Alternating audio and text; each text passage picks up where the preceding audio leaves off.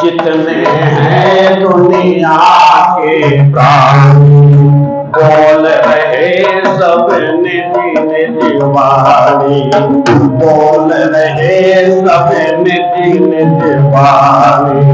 उनको ना पहुँचाना हानि, उनको ना पहुँचाना हानि, जीने दो खुद दया करो प्रभु भक्ति चिंतन किया करो प्रभु भक्ति चिंतन।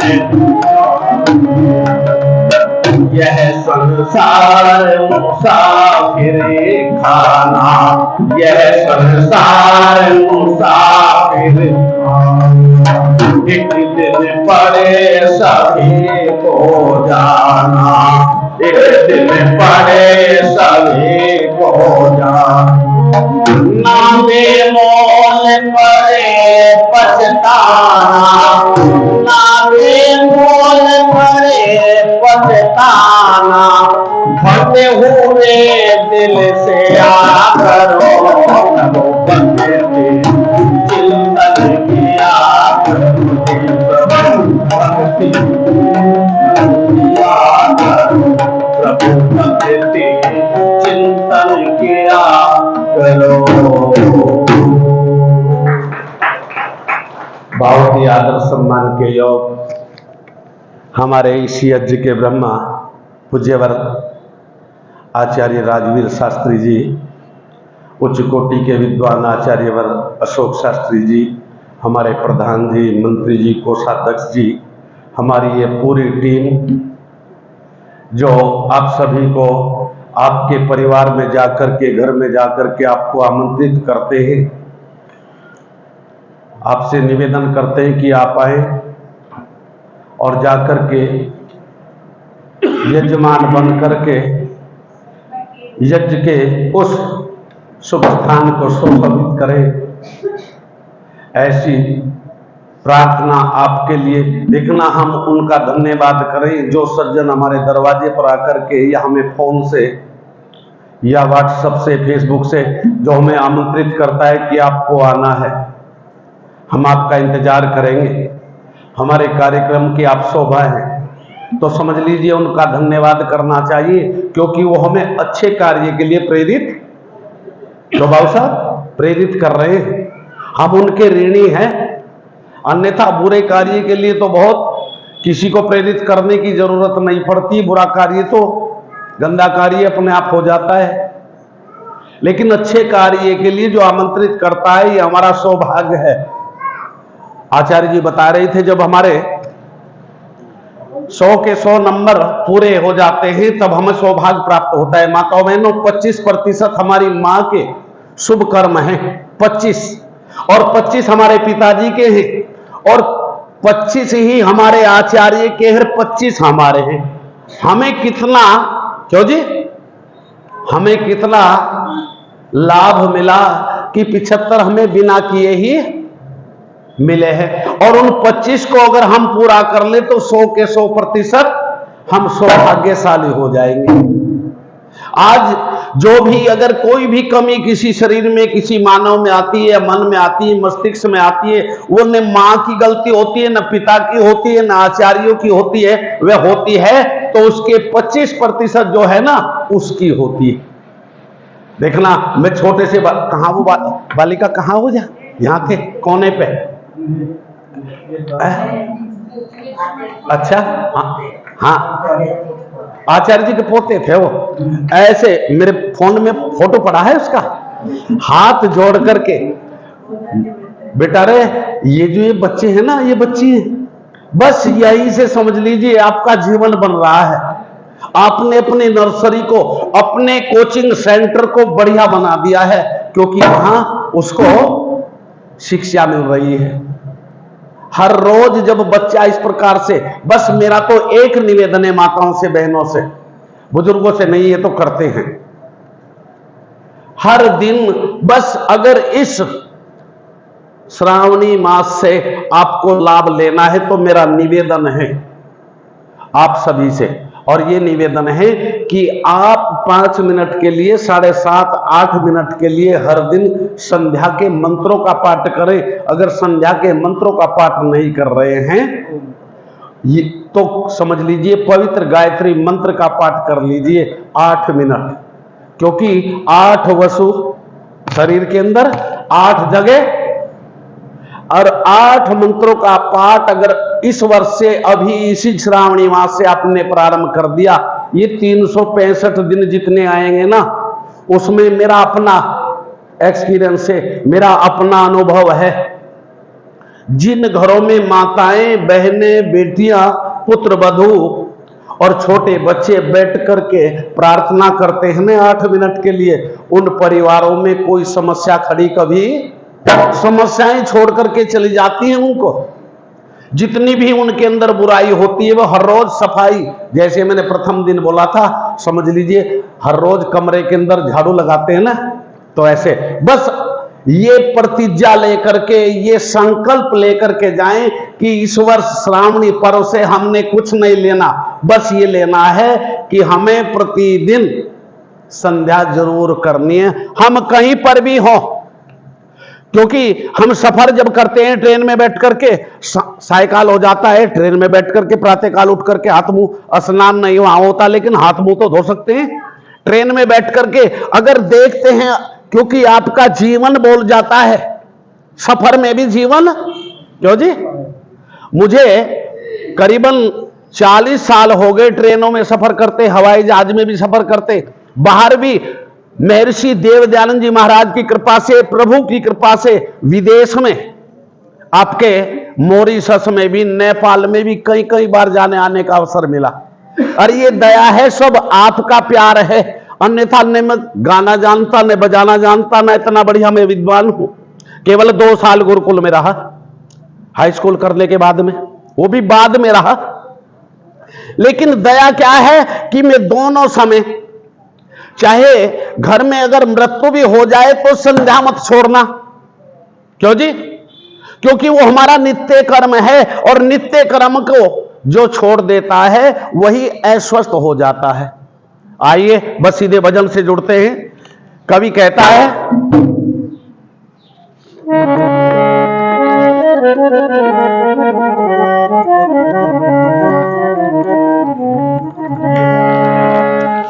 मानव चोले को सफल बना मानव चोले को पा करके भोला क्यों ये भगवान को।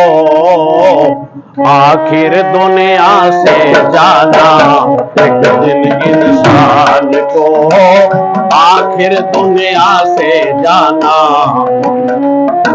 एक मिनट, एक स्वर बढ़ा ले, क्योंकि माइक नहीं है ना। मानव चोले को पा करके भूला क्यों भगवान को। आखिर दुनिया से जाना एक दिन इंसान को, आखिर दुनिया से जाना एक दिन इंसान को।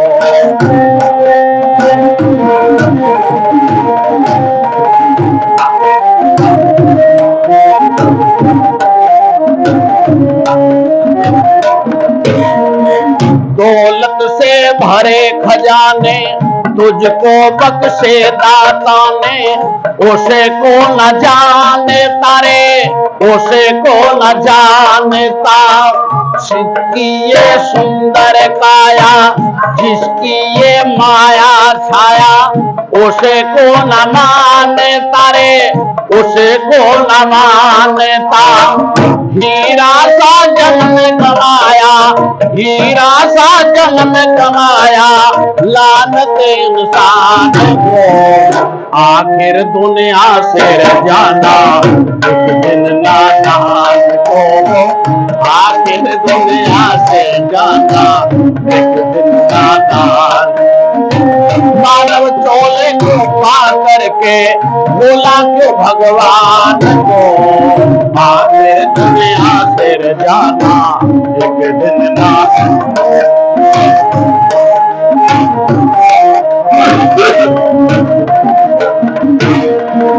पंछी जलचर चौपाए ईश्वर ने सभी बनाए। पंछी जलचर चौपाए ईश्वर ने सभी बनाए। तेरे हित के लिए भाई, तेरे हित के लिए। पंछी जलचर चौपाए ईश्वर ने सभी बनाए। तेरे हित के लिए रे, तेरे हित के लिए। तीरों का मान लेके, छिप छिप निशान लेके, मारे गिराए तूने, मारे गिराए दी। पीछे छोड़ा है इसने, पीछे छोड़ा है इसने अब तो शैतान को। आखिर दुनिया से जाना एक दिन इंसान को, आखिर दुनिया से जाना अब तो इंसान को। मानव चोले को पा करके बोला तो भगवान को। आखिर दुनिया से जाना।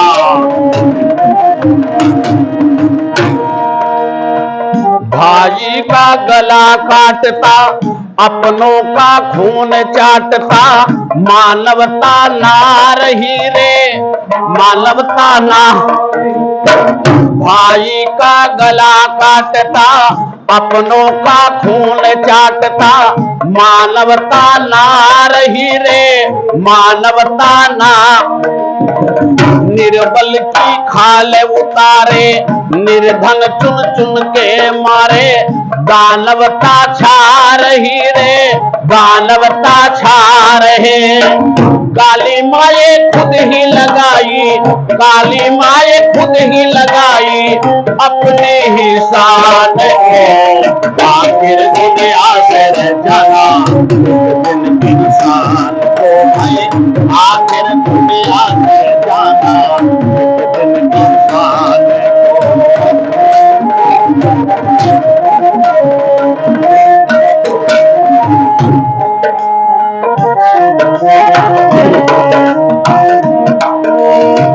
जीवन ये बदल जाएगा जो तू भाई संभल जाएगा भक्ति की राह मेरे भक्ति की राह में जीवन ये बदल जाएगा जो तू भाई संभल जाएगा भक्ति की राह मेरे भक्ति की राह बंदे तू संवर जाएगा निश्चय ही तर जाएगा आथा सागर सागर अथा से रे सागर अथा से पाले पे मोल कुछ तो पाले पे मोल कुछ तो वेदों के जान से आखिर दुनिया से जाना एक दिन इंसान को आखिर दुनिया से जाना एक दिन इंसान को मानव चोले छुपा करके बुलाए भगवान को आखिर दुनिया से जाना एक दिन नादान है आखिर दुनिया से जाना एक दिन नादान को। सबको पता है जो आया है वो जाएगा जब हमें जाना है। अब आप सभी जानते अगर यहां से हरिद्वार जाना है हमारे उत्तराखंड में जाना है तो हमें सामान लेकर के क्यों जी खाने का भी सामान ले जाना पड़ेगा सफर का सामान जो जो भी हमारी आवश्यकताएं हैं वो हमें साथ में लेकर के जानी है और जब हम साथ में लेकर के जाएंगे तो हमें कोई परेशानी आराम आराम से जी फोन बच गया बस चलो आपका गरम है बेटा गरम अभी ना आवे इसलिए हमें चाहिए कि जहां हमें जाना है वहां के लिए हमें सामान एकत्रित करना चाहिए ताकि हमें कोई सफर में समस्या कोई अड़चने हमारे सामने न आए। लेकिन आज हम उस काम को कर नहीं रहे हैं क्योंकि जाना हमें है। इसीलिए कवि ने बहुत कोई बात नहीं बेटा बोलने दे जब मेरा नंबर हो तब बच्चों को बिल्कुल चुप मत करो आप जब आचार्य जी का नंबर हो तब चुप करो ठीक है ना क्योंकि इस समय बच्चों की आवाज भी ढोलक के साथ में बाजे के साथ में क्योंकि अगर ये जो छोटे छोटे बच्चे अगर ऐसे शरारत ना करें तो समझ लीजिए अस्वस्थ हैं। क्यों माताओं बहनों अगर ये शरारत ना करें उछल कूद ना करें तो ये अस्वस्थ हैं। और बुढ़ा आदमी कोई मेरी उम्र का क्यों जी आचार्य जी की उम्र का 60 65 70 साल का आदमी उछल कूद करे तो समझ लो वो भी बीमार है उसका काम तमाम होने वाला है ना। इसलिए बच्चों को उछल कूद क्यों गुरुदेव छोटे बच्चे इधर उधर कभी कुर्सी पे ऊपर जाएं कभी मंच पर आ जाएं टप लगा जाए छलांग लगा दे इधर उधर कहीं गिर जाएं कोई टूट फूट नहीं होती। और इसी कार्य को अगर कोई बुढ़ा करे पुराना आदमी करे कभी कुर्सी पे ऊपर चढ़ जा कभी नीचे कूद जा तो समझ लो अभी अस्पताल में जाने वाला है काम होने वाला है। इसलिए बच्चों की शरारत अच्छी लगती है। जब मैं कह रहा था ना यहाँ कोने पर ये छोटा सा बालक था है कैसा शुरू से आखिर तक गुरुजी आपने देखा होगा शुरू से आखिर तक अपने मम्मी पापा को देख रहा है हाथ जोड़ करके बैठा हुआ है। मैंने कहा ये पूर्व का कोई संत है कोई महात्मा है कोई साधारण आत्मा नहीं है। बस अब इसको थोड़ा क्यों जी प्रेरित करने की आवश्यकता है। देख कुछ वो मेरे ही परिवार से आप सबके परिवार से हृदय गदगद हो गया तो इसलिए बच्चों के लिए कोई टेंशन ना ले मेरे नंबर में। बहुत आदमी कहे भजनोपदेशी की कह देते हैं अजी ने बच्चों को बाहर छोड़ का हो। अरे बच्चों को जब बाहर छोड़ जाएगा तो किसे सुनावेगा क्योंकि कल को हम जब आवेंगे तब बच्चों को ही तो सुनावेंगे क्यों जी। यही तो हमारी प्योद है। आइए, कवि कह रहा है, मैं सीधे सीधे एक गीत और आपकी सेवा में रखता हूं, समय तेजी के साथ में चल रहा है, मेरे पास में 4 मिनट है। पौने तक? अच्छा, कोई नहीं, फिर तो समय है। अच्छा अच्छा जी।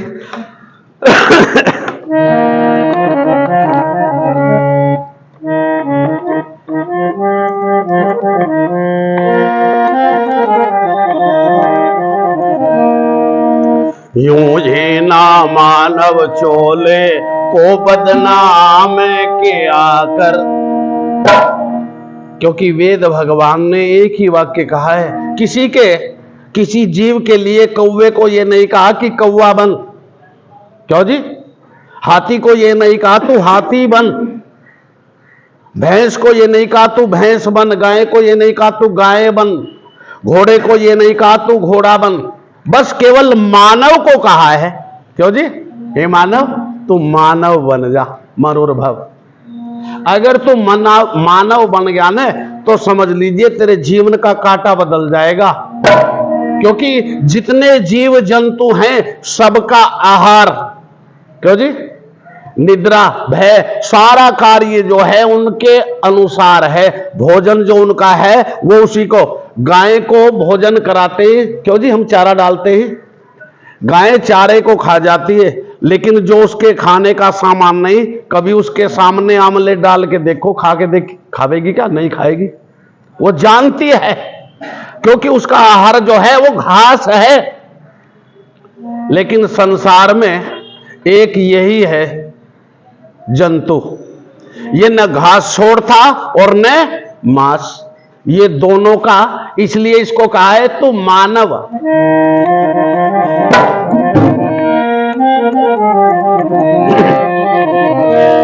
यूं ही ना मानव चोले को बदनाम किया कर, हरे मानव है तो मानवता के काम किया कर, भाई मानव है तो मानवता के काम किया कर, यूं ही ना मानव चोले को बदनाम किया कर, अरे मानव है तो मानवता के काम किया कर, अरे मानव है तो मानवता के।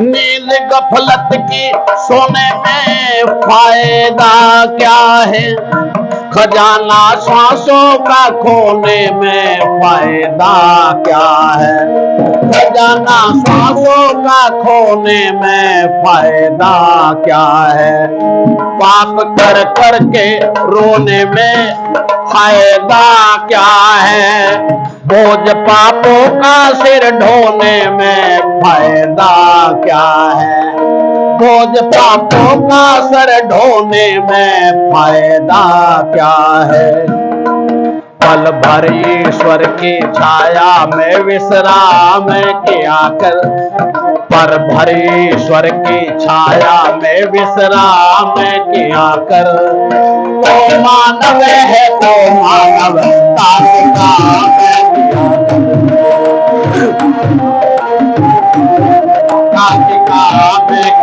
कर, यूं ही ना मानव चोले को बदनाम किया कर, अरे मानव है तो मानवता के काम किया कर, भाई मानव है तो।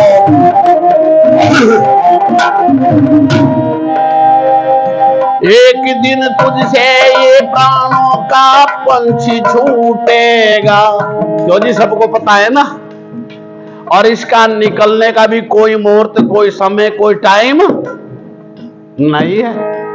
और ये जो लेकर के घूम रहा है ना, नासा के वैज्ञानिकों ने सिद्ध कर दिया है, इसका वेट कितना है, इसका वजन कितना है। इंडिया टुडे को पढ़ लें, मार्च के महीने की, इसी वर्ष की 2026 के मार्च के महीने की, उन्होंने सिद्ध कर दिया है। उन्होंने जब तक श्वास था तब उसका वेट किया, और उसके बाद में जब श्वास नहीं रहा तब भी वेट किया।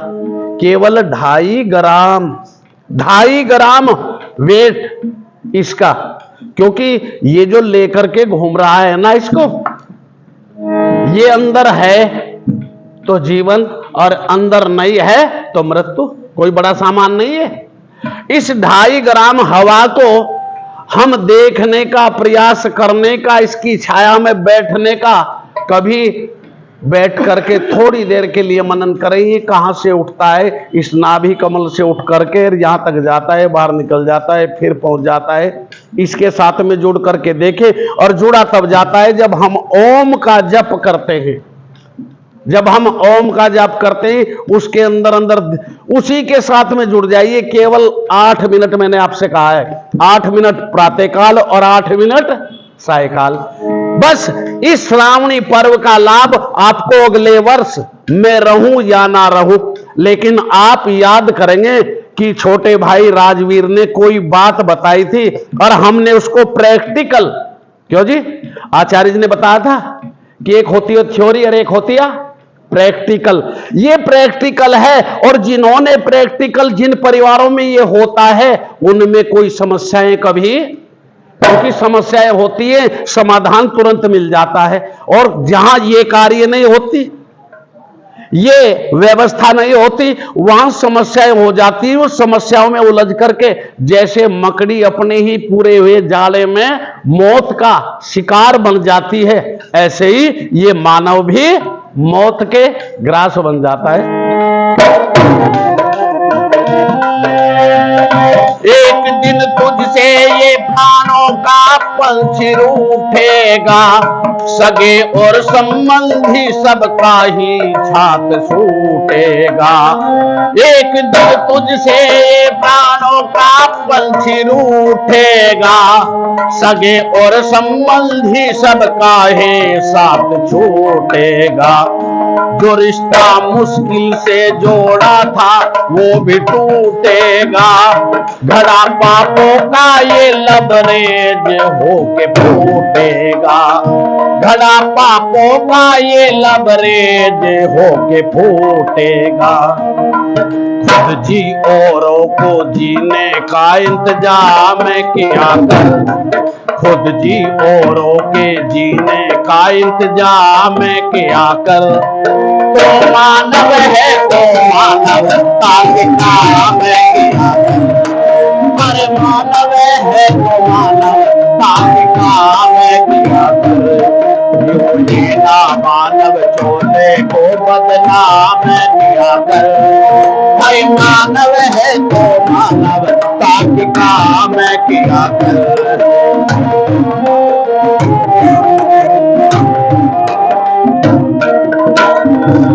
शाम जो ईश्वर के बंदों के काम आएगा। देखना, मैं प्रधान जी को, अपने मंत्री जी को, कोषाध्यक्ष जी को, पूरी टीम को नमन करता हूं। ये आकर के सारी व्यवस्था जुटा देते हैं। ये क्या है? ये अपना इनका काम नहीं, कोई बेटी की शादी नहीं, कोई बेटे की शादी नहीं है। ये किसका काम है? ये परमपिता परमात्मा का काम है। अपने काम तो हम रोज करते ही हैं, लेकिन जब हम समाज में आकर के थोड़ा थोड़ा भी करते हैं ना, तो उसमें क्या होता है जी? अंतर आत्मा प्रसन्न हो जाती है। और यही क्योंकि महर्षि देव दयानंद जी महाराज ने धर्म अधर्म की पहचान बताई है बहुत छोटी सी बात में, कि जिस कार्य को करते समय, ऋषि दयानंद जी महाराज से पूछ लीजिए, पता चल जाएगा। आर्य उद्देश्य माला को पढ़ लीजिए, उपदेश मंजरी को पढ़ लीजिए, पता चल जाएगा। ऋषि दयानंद जी महाराज कहते हैं, माताओं बहनों, धर्म अधर्म की पहचान दिखा रहे। ये कह रहे, जिस कार्य को करते समय मन प्रसन्न है, अंतरात्मा प्रफुल्लित है, आनंद में है, तो समझ लीजिए धर्म हो रहा है। और जिस कार्य को करते समय लज्जा, भय, शोक उत्पन्न हो रहा है, वही पाप हो रहा है। अब वो कौन सा कार्य है? ये निश्चय मानव को करना है कि हमें प्रसन्नता कहां से मिलेगी। आइए,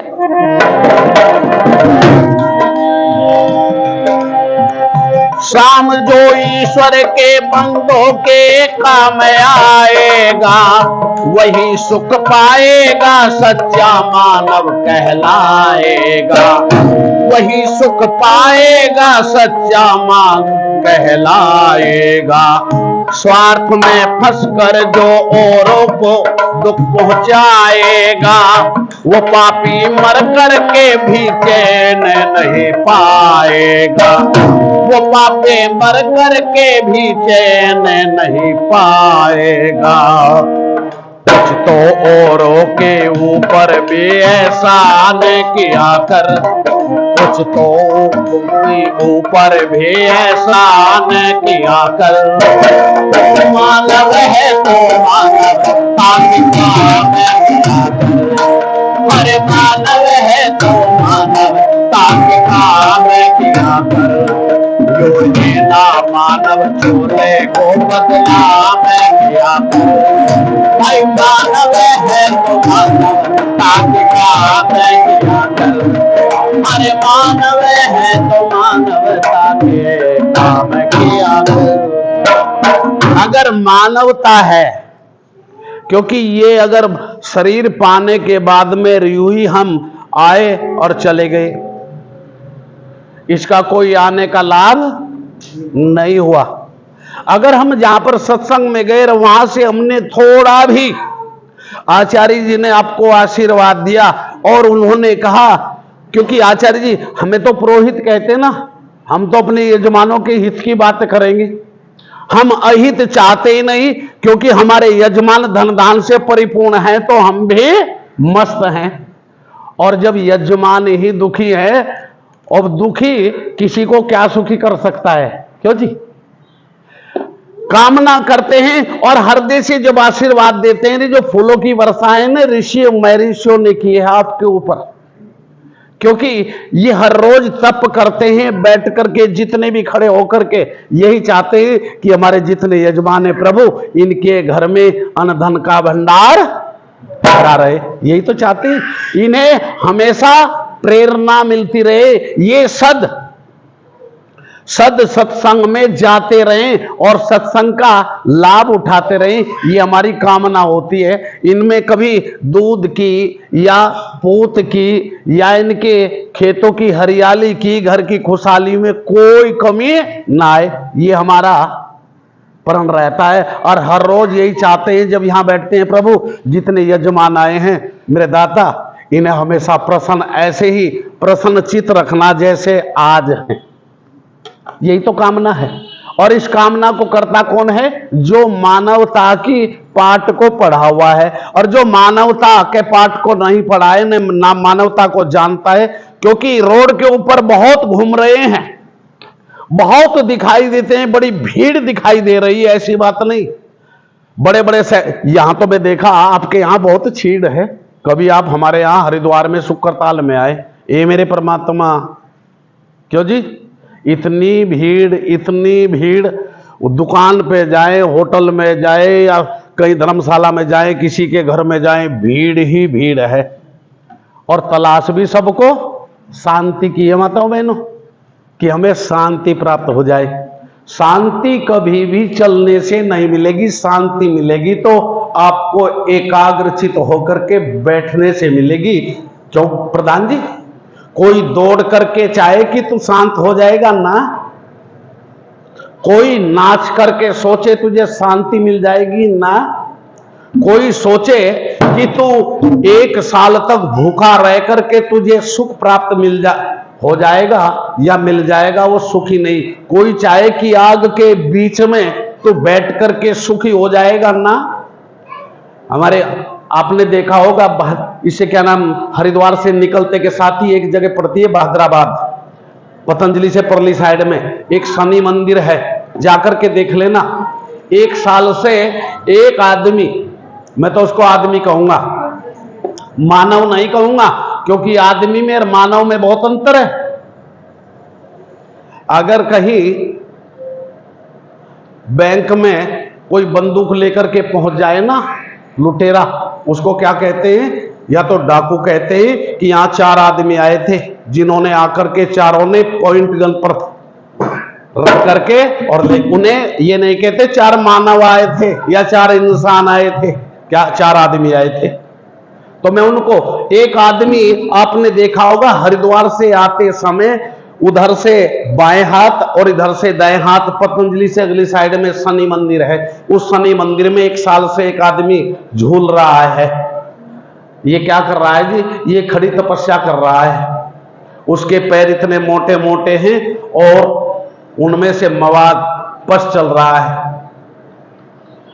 एक दिन जाते समय मैंने भी अपनी गाड़ी रोक दी पानी पीने के लिए। गर्मी का वो था, समय था, अभी इसी मई में, मुझे पता नहीं था यहाँ वो चल रहा है। जाकर के देखा 5-7 बैठे हुए हैं और वो सिगरेट भर रहे हैं और उसको भर भर कर पिला रहे हैं। और जब मैंने देखा, मैंने पूछा भाई ये क्या क्या है? अग जी ये तप कर रहे हैं। पानी तो मैंने पी लिया। एक सज्जन से कहा, मैंने कहा ये तप है। अरे जिसका शरीर ही स्वस्थ नहीं है, क्योंकि शरीर स्वस्थ है उसी में स्वस्थ आत्मा, क्यों जी? जीव भी स्वस्थ रहता है। और इसका तो शरीर ही, इसके पैरों को तो देखने को भी तबीयत नहीं कर रही। इतने इतने खुले हुए थे, कटी वस्त्र बांधे हुए थे। मैंने जब कहा, हमने कहा भाई मैं से तप नहीं मानता। अग जी आप क्या मानते हो? मैंने कहा ये दिखावा है, पाखंड है। उनने मेरी ओर को देखा। एक सज्जन ने कहा आर्य समाजी दिखता है। मैंने कहा नहीं, इसमें आर्य समाजी की क्या? अरे आर्य तो सारा देश है, पूरा विश्व आर्यों का है। जहां तक भी ये जितना भी है बाहर बाहर तक जाकर के देखेंगे, एक नहीं अनेकों। यहां पर इससे 24 हिस्से कटे हैं भारत से। इतना क्षेत्र ये आर्यों का क्षेत्र है। मैंने इतना ही कहा। मैंने कहा भाई बस रहने दे, ये तप नहीं हो सकता।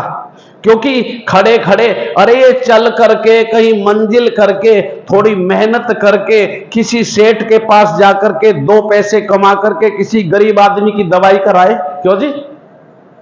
किसी बेटी की, गरीब बेटी की शादी में 2 पैसे लगाए, तो मैं इसका तप मानता हूं। ये तप नहीं हो सकता, ये दिखावा है। इससे होने वाला कुछ, और मैंने कहा इसे सुख नहीं मिलेगा। ये थोड़े समय के लिए मर जाएगा, क्योंकि इसको गलन घुटनों तक तो पहुंच गई है, ऊपर भी पहुंच जाएगी और ये गल गल करके ही जाएगा। वो मई और अप्रैल मई और जून में जाके वही काम हो गया। एक आदमी ने मेरे से कहा, अरे राजवीर तेरी जबान काली है क्या? मैंने कहा यार मेरी जबान काली क्यों करे? कि यार वो महात्मा मर गया। मका महात्मा नहीं था वो। अच्छा है, ऐसी बुराई पहले से पहले चली जाए तो अच्छी बात है। माताओं बहनों, अगर ये शरीर को कष्ट देने से, भूखा रहने से, उपवास करने से परमात्मा का कोई लेना देना? अरे जितना इस शरीर को पेट्रोल, गाड़ी को पेट्रोल चाहिए तभी तो मंजिल तक जाएगी, क्यों जी? और पेट्रोल उसमें डाला नहीं तो मंजिल पर कहां जाएगा? और मंजिल क्या है? जब आपको हल्का भोजन सायकाल किया और बैठ गए ध्यान में, थोड़े समय के लिए ओम का जाप किया, तो समझ लीजिए आपका कार्य प्रारंभ, आपका तप प्रारंभ है। आइए बस।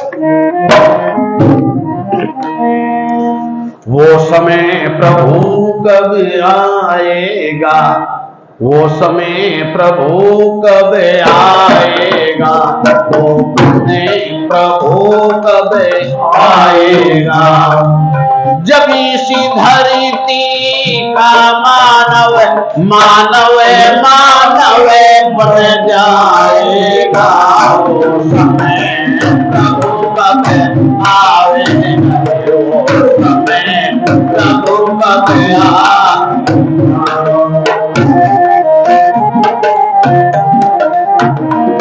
और संत महात्मा ऋषि जितने भी हुए वो परिवारों से गए हैं। वो गृहस्थी भी थे, वानप्रस्थी भी थे, डायरेक्ट सन्यासी तो कुछ बहुत कम थे, सारे परिवारों से गए हैं। बहुत अच्छे दिखा दे छल्ला।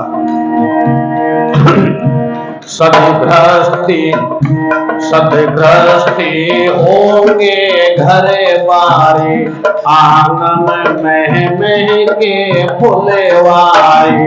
सदगृहस्थी होंगे घर बारे, आंगन में के फुलवारे।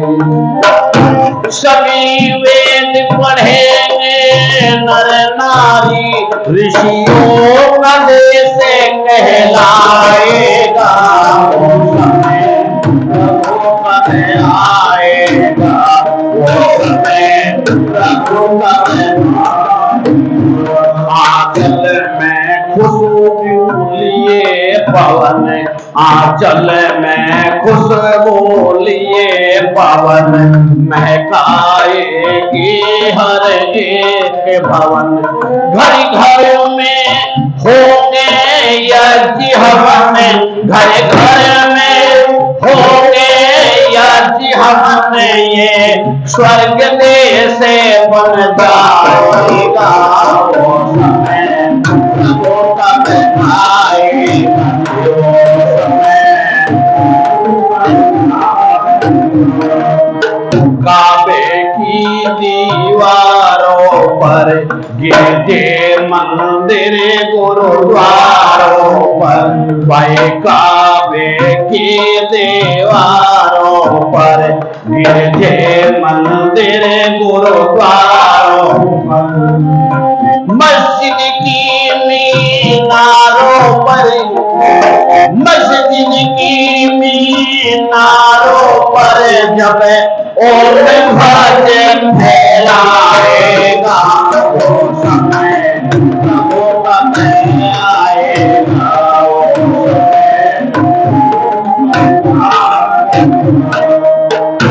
आपस में होंगे सभी मीत, आपस में होंगे सभी मीत, मानव मानव से करे प्रीत, मानव मानव से करे प्रीत, बेमोल मिलन के मधुर गीते, बेमोल मिलन के मधुर गीते हर एक बसरी जब गाएगा, समय प्रभु कब आएगा, वह समय प्रभु कब आएगा, वो समय प्रभु अब आएगा।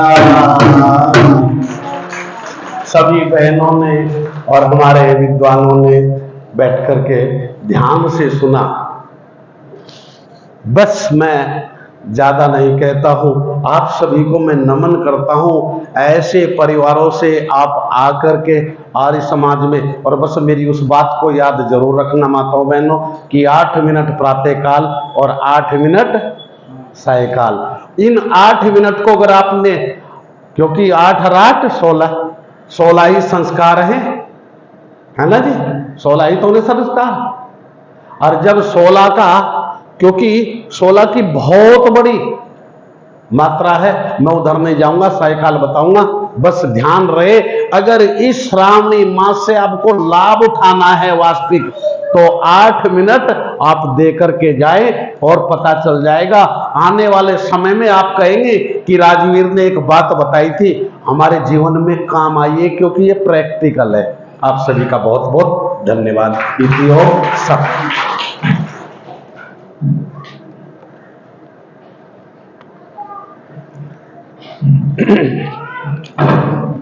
बहुत धन्यवाद है।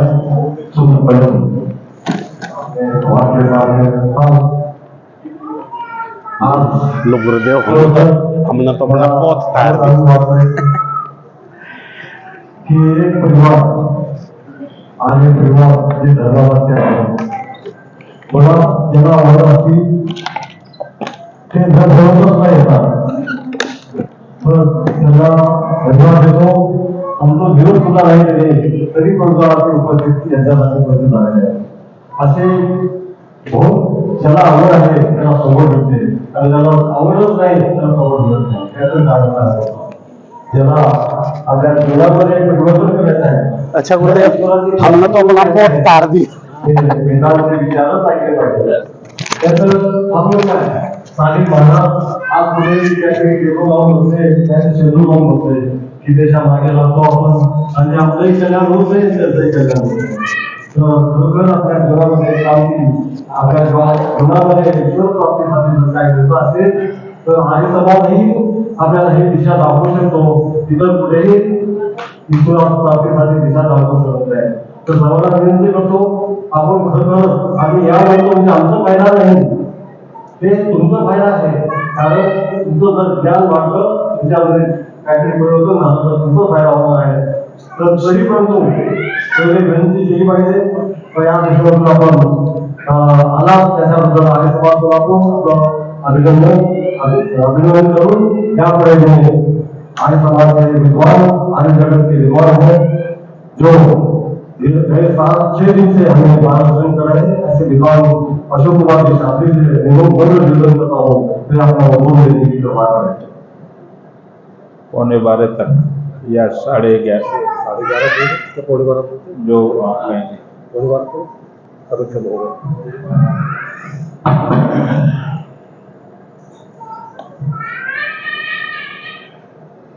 सभी लोग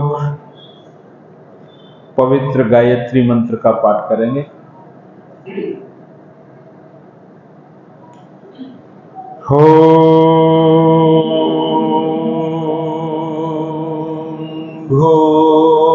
भूर्भुवः स्वः तत्सवितुर्वरेण्यं भर्गो देवस्य धीमहि धियो यो नः प्रचोदयात्।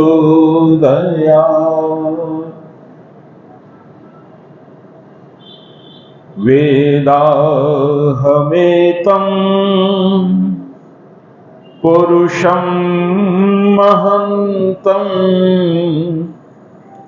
आदित्यवर्णं तमसं परस्तात्। त्वमेव विदित्वा ते मृत्युमेते नान्यः पन्था विद्यते यनाय। त्वमेव माता च पिता त्वमेव त्वमेव बन्धुश्च सखा त्वमेव त्वमेव विद्या द्रविणं त्वमेव त्वमेव सर्वं मम देव देव त्वमेव सर्वं मम देव देव। ॐ असतो मा सद्गमय तमसो मा ज्योतिर्गमय मृत्योर्मामृतं गमय।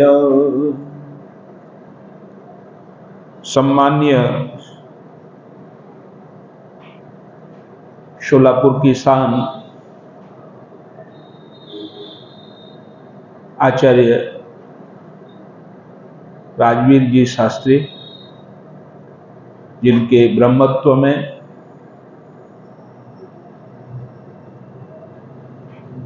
ये यज्ञ संपन्न हुआ, आपने आहुतियां दी।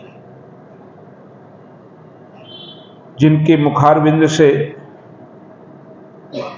आप संगीत का रस ले रहे थे, ऐसे भजनों के सम्राट, संगीत के सम्राट राजवीर सिंह जी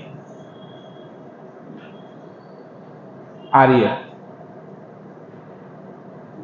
जगत के माने जाने प्रसिद्ध भजनोपदेशक,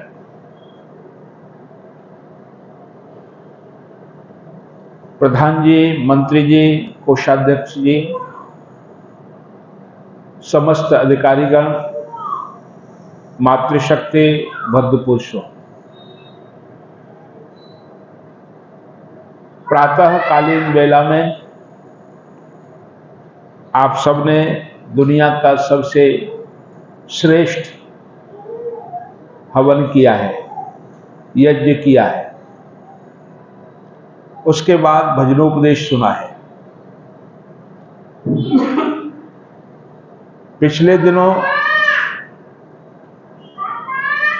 ध्वजारोहण हो रहा था 15 अगस्त को। तो एक सज्जन पीछे बैठे हुए हैं,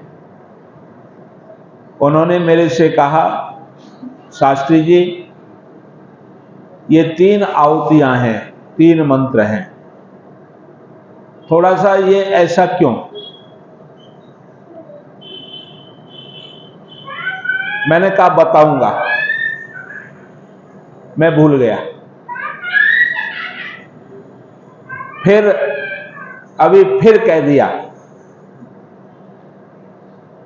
अच्छी बात है, जानना आवश्यक है। तो बोले कि वो बताइए। तो पहले उनकी बात मैं करता हूं, फिर आगे की चर्चा करता हूं। पहला मंत्र उन्होंने सामने रखा, अग्नये स्वाहा। ये क्या है? तो मैं आपको कहूं, पिछले दिनों मैंने आपको अग्नि के अर्थों को थोड़ा सा बताया था। प्रथम अग्नि नाम परमात्मा का है, और दूसरा भौतिक अग्नि है जो आहुतियां दे रहे थे। अग्नि नाम पुरोहित का है, जो परिवार को, अग्नि का अर्थ है ले जाने वाला।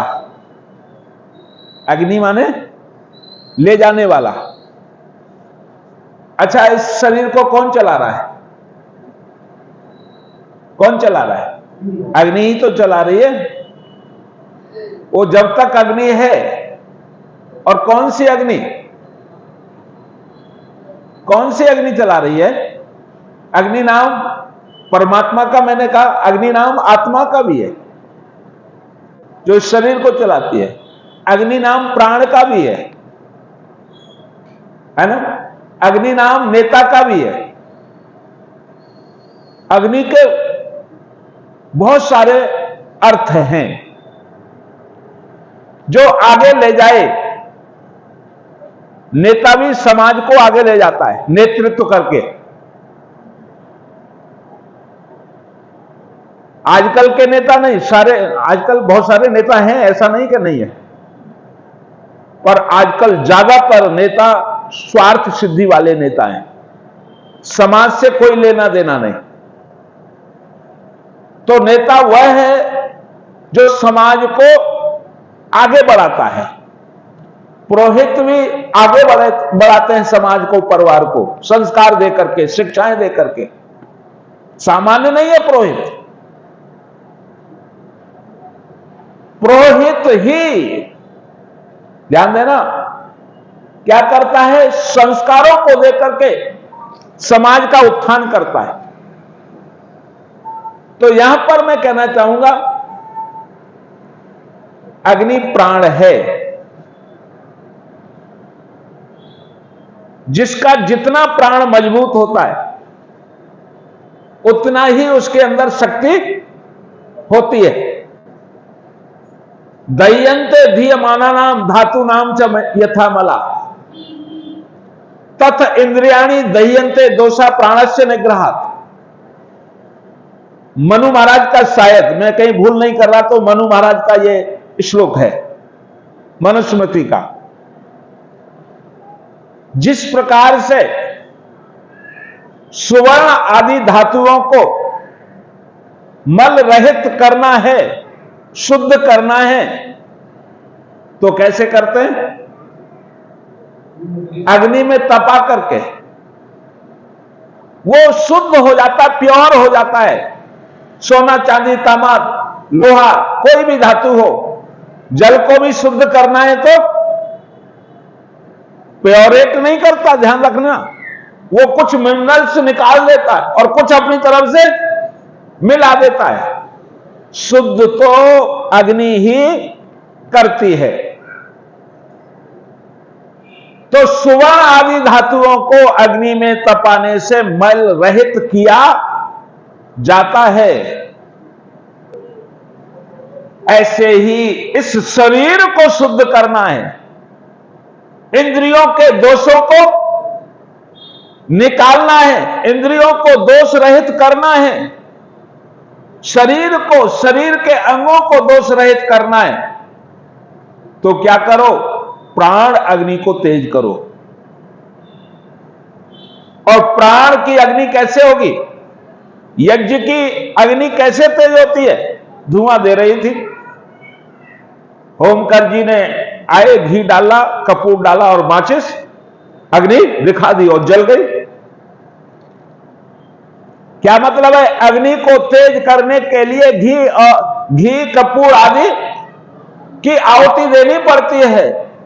यदि आहुति नहीं दोगे तो अग्नि बुझ जाएगी। हवन कुंड देख लो, आहुति दे रहे थे तब तक यज्ञ हो रहा था, और आहुति देना बंद कर दिया तो यज्ञ बुझने की, अग्नि बुझने की तैयारी पर, फिर देने लग जाएंगे तो फिर बढ़ जाएगी। जैसे अग्नि को बढ़ाना है तो उसमें आहुति स्वाहा करना पड़ता है, ऐसे ही प्राण अग्नि को बढ़ाना है तो इसमें भी आहुति दीजिए।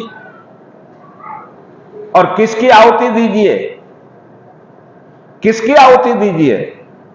तो कहा प्राण में प्राण की आहुति दीजिए। क्या?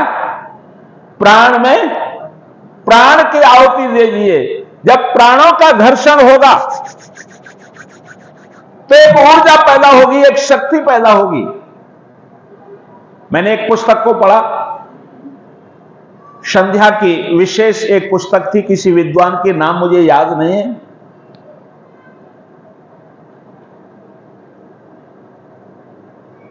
प्राणायाम का लाभ क्या है? ये जो प्राण खींचते हैं, ये शरीर में कौन से अंग में जाता है मालूम है? कौन से अंग में जाता है? फेफड़ों में। कहां जाता है? फेफड़ों में, लंग्स में, इंग्लिश में कहेंगे तो लंग्स। ऑक्सीजन प्राण लंग्स में जाता है, और उस लंग्स में क्या आता है? और क्या चीज आती है? तो कहते हैं ब्लड आता है, खून आता है वहां, है ना? और किस लिए आता है? शुद्ध होने के लिए। किस लिए आता है? शुद्ध होने के लिए।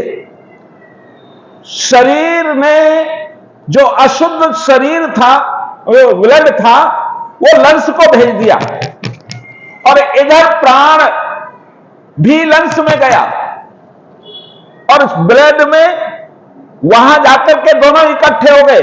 वहां ऑक्सीजन, अच्छा कौन सा प्राण श्वास लेते हैं? ऑक्सीजन। जब वहां पर दोनों मिल गए तो ब्लड शुद्ध हो गया, और ब्लड जब शुद्ध हो गया तो फेफड़ों ने कहां भेज दिया? लंग्स ने कहां भेज दिया? हार्ट को भेज दिया। हार्ट ने क्या किया? पंपिंग की, फिर सारे शरीर के अंगों के पास पहुंचा दिया, शुद्ध करके। हार्ट का काम है पूरे शरीर में ब्लड को पहुंचाना। वो पहुंच गया, और सारे शरीर में ऑक्सीजन की मात्रा बढ़ गई।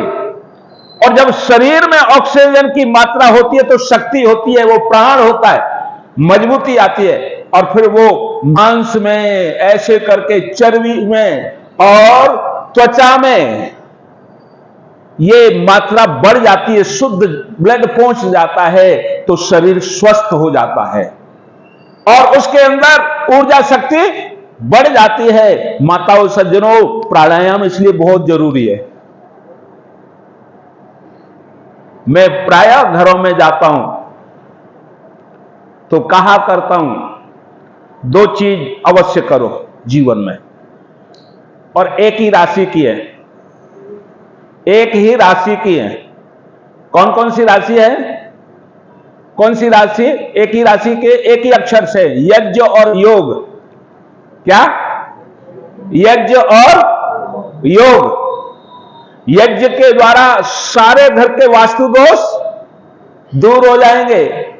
यज्ञ की अग्नि घर में जलाओगे, वो क्या होगा? अग्नि क्या करती है? किसी भी वस्तु को शुद्ध करती है।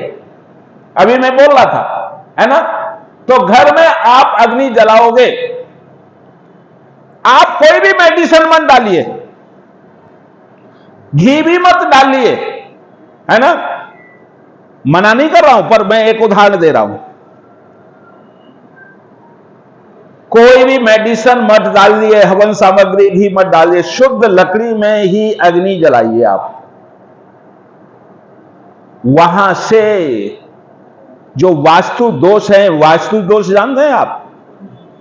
इधर चलता है क्या वास्तु दोष? चलता है, सब जगह बीमारी है, सब जगह बीमारी है।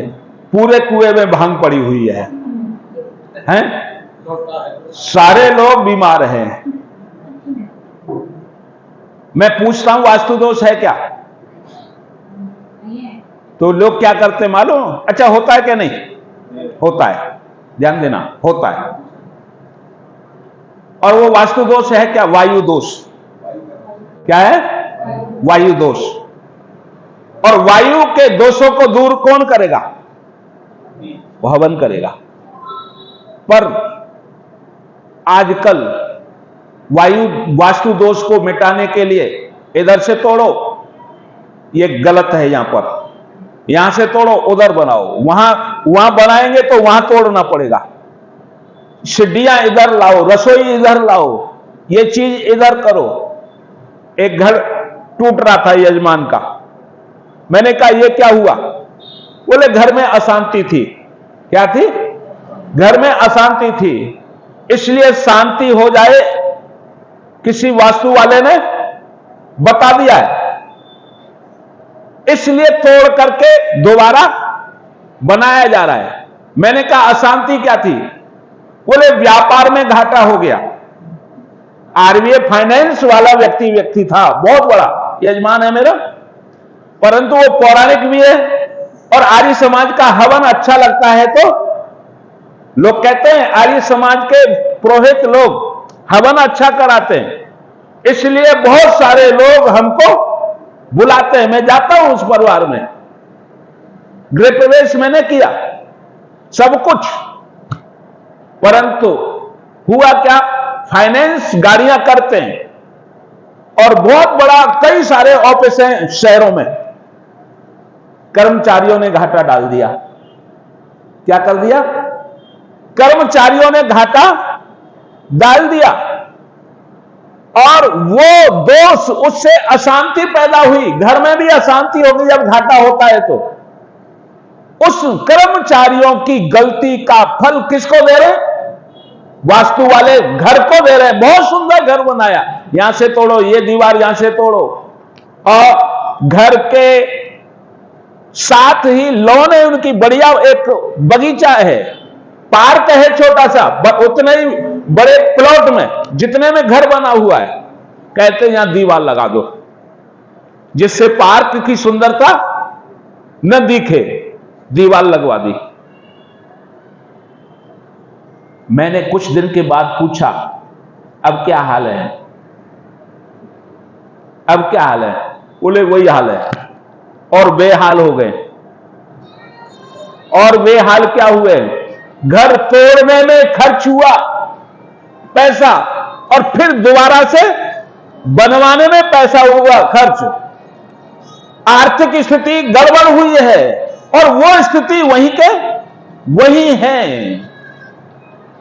ये लोग उल्लू बना रहे हैं वास्तु दोष वाले। तो माताओं सज्जनों,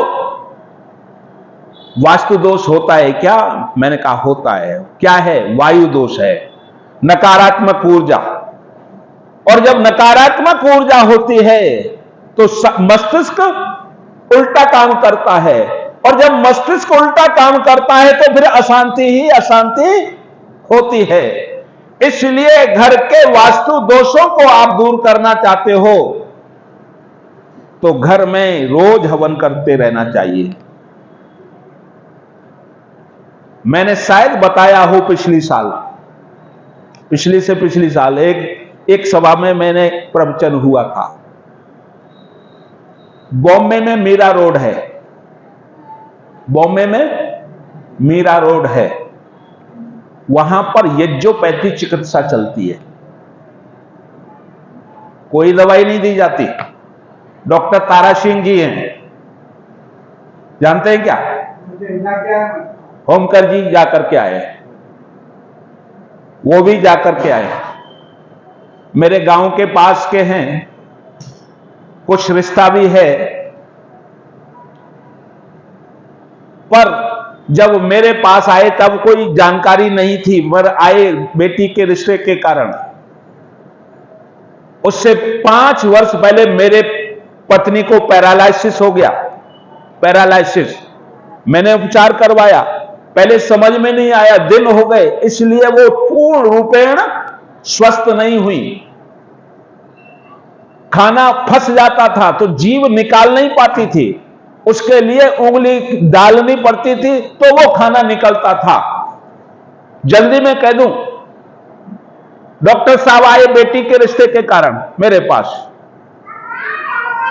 उन्होंने उनको देखा, मेरी पत्नी को, और पूछा ये क्या हुआ है? मैंने कहा पैरालिसिस हुआ है। बोले कितने वर्ष हो गए? मैंने कहा 5 वर्ष हो गए। बोले मैं चेक कर सकता हूं? मैंने कहा कीजिए।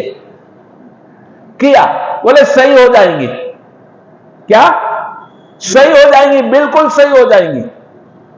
मैंने कहा क्या करना पड़ेगा? बोले बॉम्बे आना पड़ेगा। मेरे बच्चे छोटे छोटे ही थे उस समय पर, अब बच्चों के भी बच्चे हो गए, तब की बात कर रहा हूं। मैं गया, 20 दिन रहा, और उन्होंने केवल यज्ञ किया और कुछ एक्सरसाइज की, कोई दवाई नहीं दी, केवल यज्ञ किया और कुछ एक्सरसाइज कराई। 20 दिन में वो सही हो गई, आज भी बिल्कुल स्वस्थ है। ध्यान देना, ये यज्ञ क्या है? सारे शरीर, इस घर के वास्तु दोषों को दूर करता है और इस घर के वास्तु दोषों को भी दूर करता है। ये भी घर है, ये आत्मा का घर है और ये हमारे शरीर का घर है। इनको आप स्वस्थ करना चाहते हो तो क्या करो? यज्ञ करो और दूसरा योग करो। आपने ऊपरी हवा सुनी है क्या? है जी? भूत सुने? भूत, भूत आते हैं, परेशान करते हैं, उसी को ऊपरी हवा करते हैं और कहते हैं हवा का चक्कर है, और उस व्यक्ति के अंदर पागलपन होता है। और लोग क्या करते? उपचार न करा करके झाड़ फूक और तांत्रिकों के पास जाते हैं। एक व्यक्ति ने मेरे से पूछा भूत होते हैं क्या? मैंने शायद पिछले दिन आपको भूत के बारे में बताया। मैंने कहा होते हैं। बोले कि परेशान करते हैं? मैंने कहा हां करते हैं, पर आर्य समाजी लोग मानते नहीं है इस बात को कि भूत होते ही नहीं, परेशान करते ही नहीं। मैं कहता हूं होते हैं और परेशान करते हैं। जैसा लोगों ने कहानी बना रखी है कि आत्मा भूत बन जाती है, तो ध्यान रखना कोई भी आत्मा भूत नहीं बनती, ये शरीर भूत बनता है। ये भूत है, मैंने पिछले दिनों बताया था, जिसके साथ था शब्द लग जाए वो भूत है, जिसके साथ था शब्द लग जाए वो भूतकाल में गया। तो हमारी ये अवस्था भूतकाल में, बालकपन की युवावस्था भूतकाल में चली गई, इसलिए ये भूत है। परंतु आत्मा किसी को दुख बिना शरीर के दे ही नहीं सकती। आत्मा हमेशा वर्तमान रहती है, आत्मा कभी भूत नहीं बनती। ध्यान देना, आत्मा कभी बदलती नहीं है। नैनम छिन्नंत शस्त्राणि नैनम दहति पावक न चेदयंत आपो न शोषयति मारुता। शस्त्र काट नहीं सकते, अग्नि जला नहीं सकती, वायु सुखा नहीं सकता, पानी गीला नहीं कर सकता, सड़ा नहीं सकता, न हन्यते हन्य माने शरीर। आत्मा को कोई मार नहीं सकता। ये शरीर मारा जाता है, ये कटता है, सड़ता है, सूखता है, जलता है, गलता है, ये शरीर की ये क्रियाएं होती है। तो ध्यान रख लेना, एक तो ये शरीर भूत है, पंचभूतों से बना है, इसलिए इसका नाम भूत है। पंचभूतों में एक भूत है जिसका नाम वायु है। पंचभूत कौन कौन से? छित जल पावक गगन समीरा, पंच तत्व मिल बना शरीरा। आकाश वायु जल अग्नि पृथ्वी, ये पंचभूत हैं। पंचभूतों में से, पंचभूत का मतलब पांच भूत, उन पांच भूतों में से एक भूत है। कौन है वो? वायु। अब सुनना, मैं ऊपरी हवा के चक्कर की बात बता रहा हूं। वायु है। ये शरीर का केंद्र क्या है मालूम है प्रधान जी? शरीर का केंद्र क्या है? नाभि। इस नाभि से वायु नीचे है, इस नाभि से वायु नीचे है, तो शरीर स्वस्थ है, कोई भी रोग नहीं है। ध्यान देना, इस नाभि से वायु नीचे रहती है और नीचे के रास्ते, लैट्रिन के रास्ते निकलती रहती है, आपका शरीर स्वस्थ है। और वो नीचे न निकल करके ऊपर चढ़ गई, उसी का नाम ऊपरी हवा है। पेट में रुक गई तो पेट दर्द, उससे थोड़े ऊपर आ गई तो यहां जलन, लीवर को डैमेज, लीवर भी, लीवर कहां है? यहीं पर है ना? वो डैमेज होता है। लीवर डैमेज तो सब कुछ डैमेज, सारे शरीर के अंग डैमेज। और यहां से वो एसिडिटी होती है, एसिडिटी कहते हैं लोग, एसिडिटी जो जलन पैदा करती है, एसिड। और ये एसिड क्यों होती है? लीवर के गड़बड़ होने से। तो मैं आपको कहूं, यहां से आगे बढ़ी, हार्ट पर आई तो हार्ट अटैक, ब्लॉकेज नहीं है बिल्कुल भी, है बिल्कुल ब्लॉकेज नहीं है, परंतु बहुत सारे हार्ट अटैक उस हवा के दबाव के कारण होते हैं।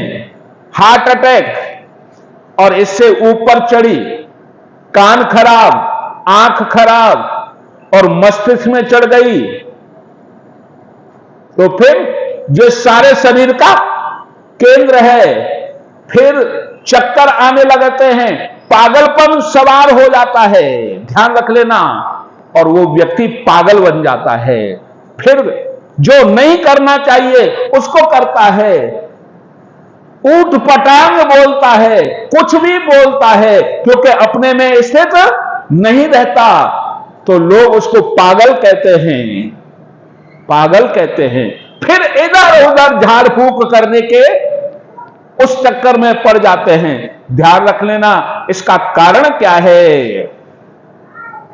हमने इसकी अग्नि को मंद कर दिया।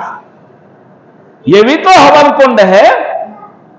अयम यज्ञो भुवनस्य नाभि, ये यज्ञ संसार की क्या है?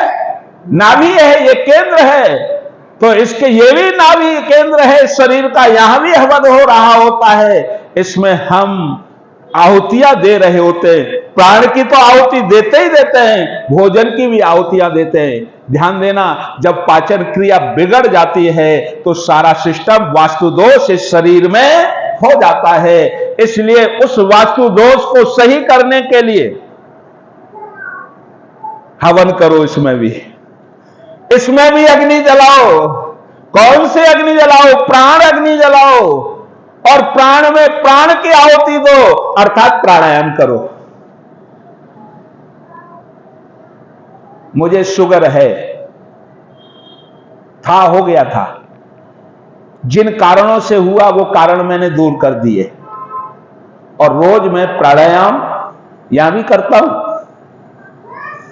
1 घंटे शाम को समय मिल गया तो कर लेता हूं, और नहीं तो सुबह तो समय मिलाया ही है। 1 घंटे पहले उठ जाओ भैया, है नींद को थोड़ा सा कम कर लो, 1 घंटे पहले उठ जाओ और 1 घंटा इस शरीर के लिए लगा दो।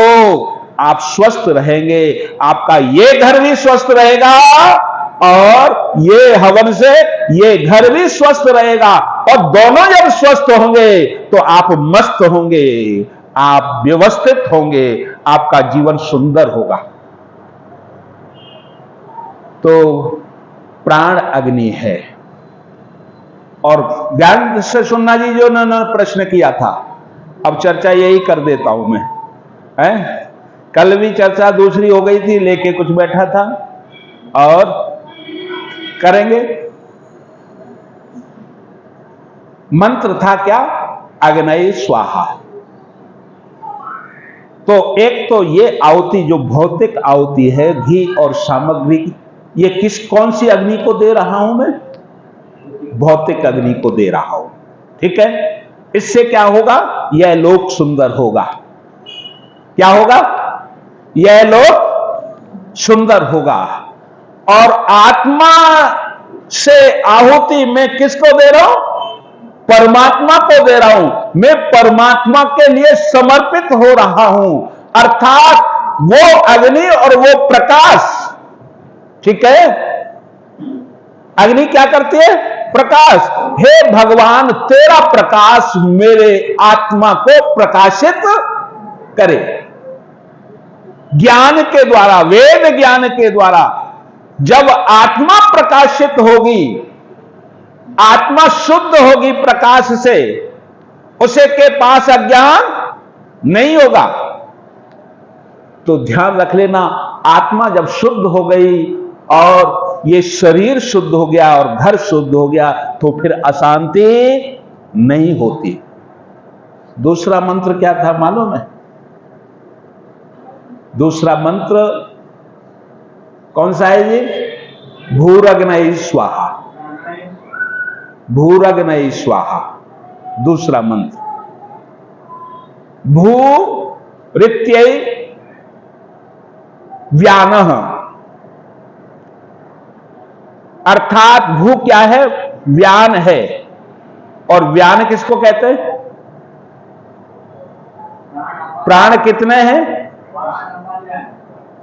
प्राण 10 है जी, टोटल 10 है। तो उन 10 प्राणों में से एक प्राण व्यान है। इसलिए हम जो प्राणों का भी प्राण है उसके लिए आहुति दे रहे हैं, अर्थात भगवान के लिए दे रहे हैं, ईश्वर के लिए दे रहे हैं, और इस प्राण के लिए भी आहुति दे रहे हैं। ठीक है। और तीसरा मंत्र क्या था? तीसरा मंत्र था भूरग्नये प्राणाय। दूसरा क्या था? भूरग्नये था। और पहला मंत्र क्या था? अग्नये था। दूसरा क्या? भूरग्नये था। तीसरा क्या है? भूरग्नये प्राणाय स्वाहा। ये व्यान किस में आया जी? प्राणों में आया ना। पर दो तरह के प्राण हैं, एक महाप्राण है और दूसरे प्राण है ना। तो ये व्यान महाप्राण में आया। प्राण, अपान, व्यान, समान और उदान।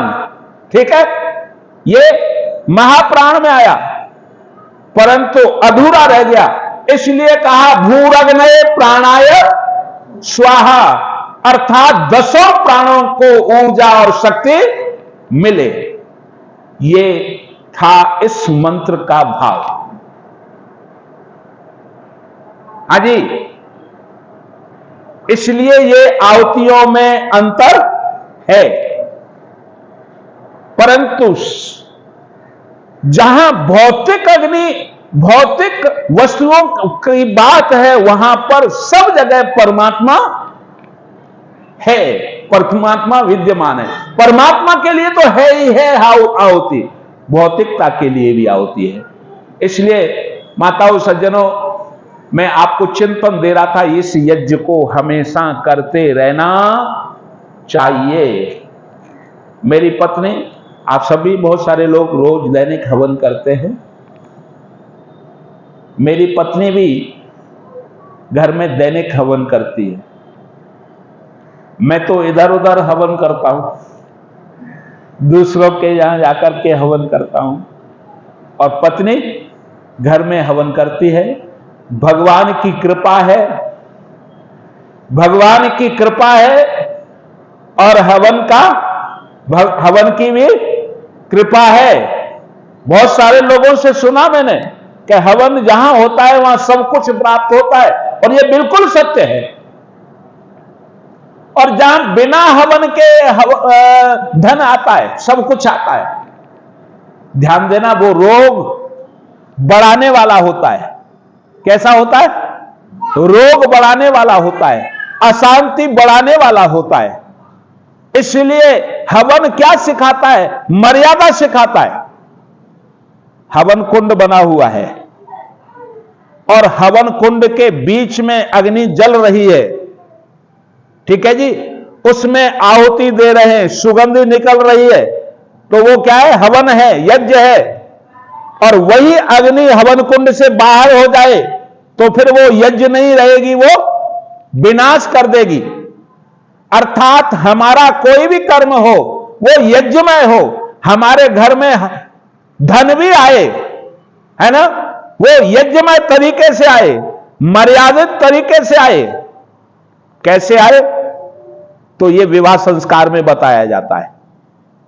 कहां बताया जाता है? विवाह संस्कार में बताया जाता है। सप्तपदी होती है विवाह की अंतिम क्रिया, सप्तपदी है।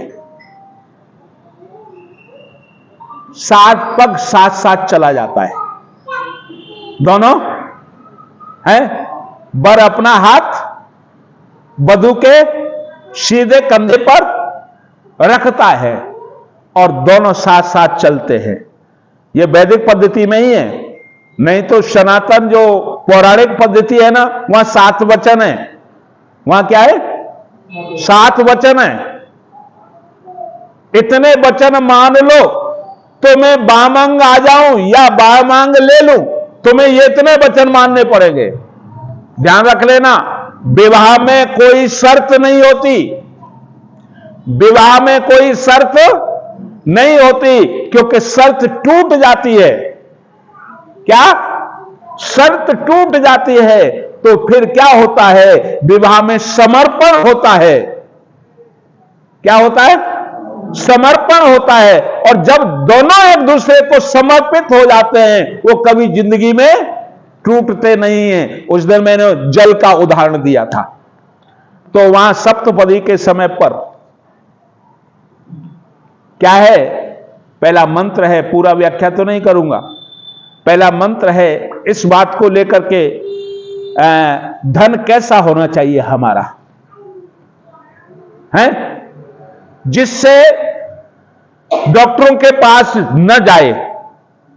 कोई डॉक्टर हो तो बुरा नहीं मानना, है ना। आजकल डॉक्टर बड़े भयंकर हो गए। एक पति पत्नी डॉक्टर ने बता रहे थे और मोबाइल पर भी निकला, एक पति पत्नी डॉक्टर ने एक बड़े नर्सिंग होम से रिजाइन दे दी। क्यों दे दी? इसलिए दे दी कि आपको इतना आंकड़ा पूरा करके देना है, कैसा भी मरीज आए चेकअप जरूर होना है, और जरूरत नहीं है तो भी रिजाइन दे दी। डॉक्टर हैं, बहुत सारे देवता हैं, डॉक्टरों को परमात्मा का छोटा भाई कहा जाता है। परमात्मा जीवन देता है, डॉक्टर उस जीवन की सुरक्षा करता है। ध्यान देना, परमात्मा का छोटा भाई है। परंतु आजकल मन स्थिति बहुत गड़बड़ हो गई है?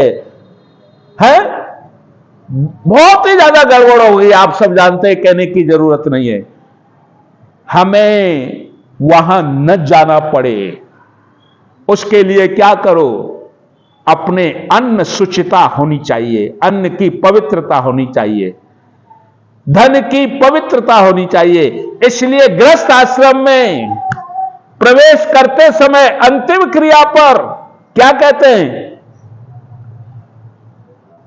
चलने से पहले वर कहता है, दोनों ही कहते हैं, वर और वधू, मां सभ्येन दक्षिणम अतिक्रामा। क्या? मां सभ्येन दक्षिणम अतिक्रामा। कंधे पर हाथ रख लेता है वर, सीधे कंधे को स्पर्श करते हुए दोनों साथ साथ चलते हैं, 7 पग पुरोहित जी कहते हैं, आचार्य कहते हैं, आपको पहले सीधा पैर बढ़ाना है, उल्टा पैर बाद में आगे रखना है। चलना है आपको, साथ साथ चलना है, साथ पग, और जीवन पर्यंत साथ चलेंगे।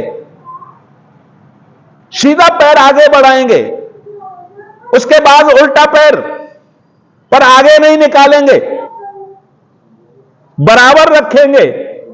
चलने में तो आगे पीछे किया जाता है, बिना आगे पीछे चल नहीं सकते। परंतु शिक्षा के लिए वह क्या कहा है, राइट पैर जो है वो धर्म का है, लेफ्ट पैर जो है वो अर्थ का है।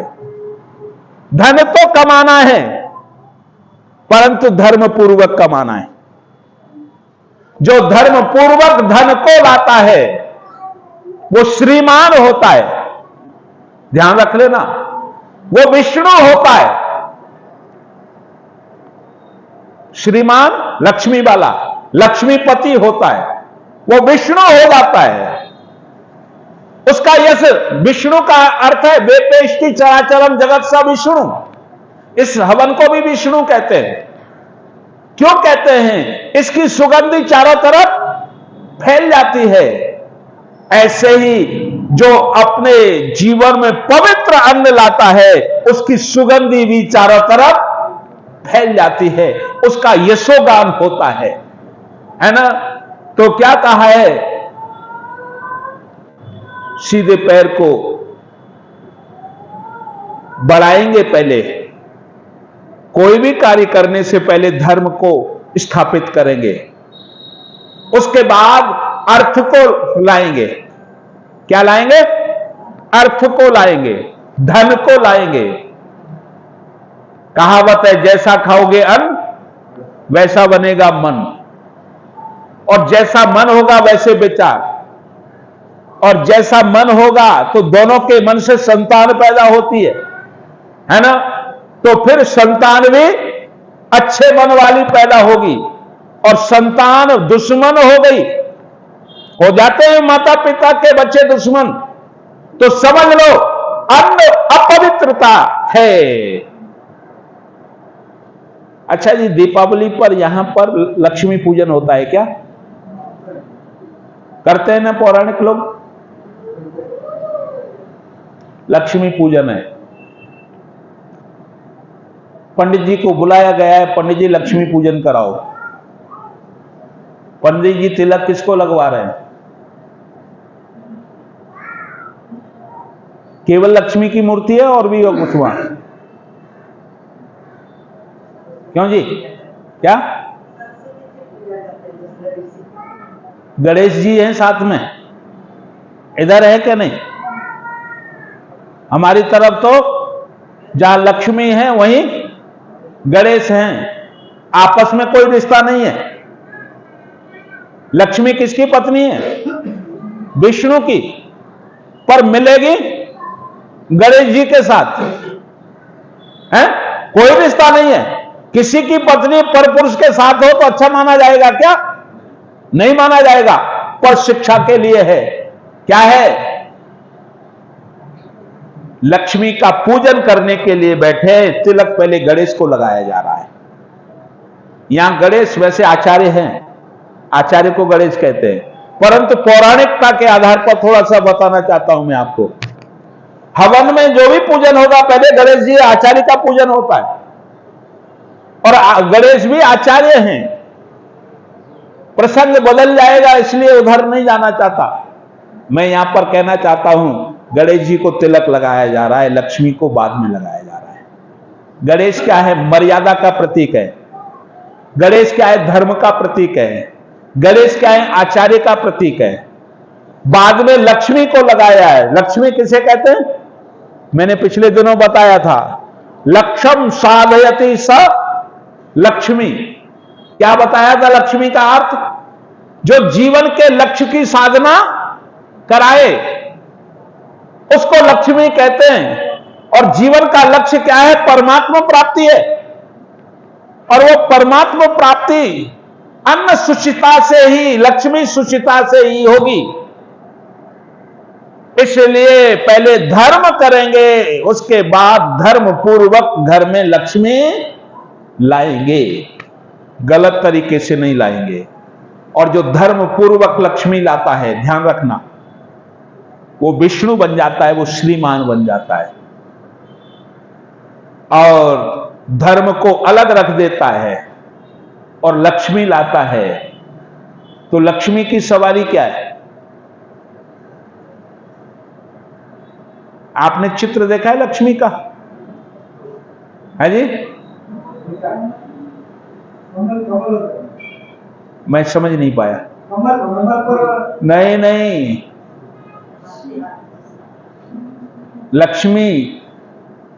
लक्ष्मी की सवारी उल्लू है। देखना क्या है? उल्लू। मराठी में क्या कहते हैं? उमड़। उल्लू। उल्लू को दिन में दिखता है या रात्रि में? रात्रि में। जिस पर लक्ष्मी सवार हो गई, समझ लो वो उल्लू बन गया। और सवार किस पर होती है? जो गलत तरीके से लक्ष्मी लाता है, धर्म मर्यादा के साथ नहीं लाता और उसको उल्लू बना देती है। उल्लू जब बन जाता है तो उस लक्ष्मी को पता नहीं कहां खर्च करता है, लोगों के सुखी जीवन के लिए खर्च नहीं करता उल्लू। वो अपनी लक्ष्मी को, अपने धन और वैभव को, लोगों को परेशान करने में खर्च करता है और स्वयं उल्लू बन जाता है।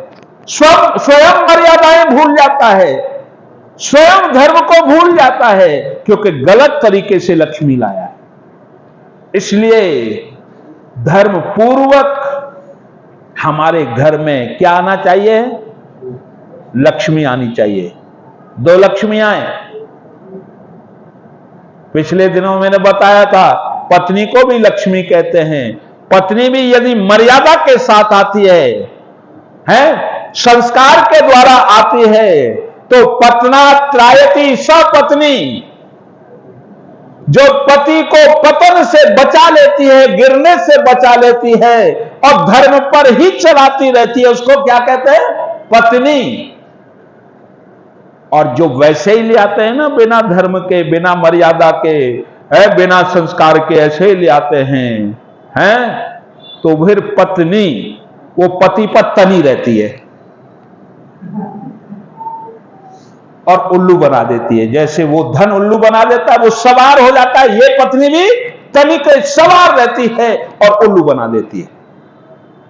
इसलिए धर्म को हमें कभी छोड़ना नहीं चाहिए, धर्म पूर्वक अपने कार्यों को करना चाहिए। और धर्म को जानना चाहते हैं तो वो यज्ञ से ही आएगा। यज्ञ एक अर्थ निघंटु में धर्म की परिभाषा करते हुए यज्ञ भी है, विष्णु भी है। तो मैं आपको चिंतन देना चाहूंगा, अपने जीवन में सुख और शांति हम चाहते हैं तो यज्ञ करें। एक कहानी सुना करके वाणी को विराम की तरफ ले जाऊं। एक बार प्रजापति परम पिता परमात्मा के पास एक जीव यहां से पहुंचा।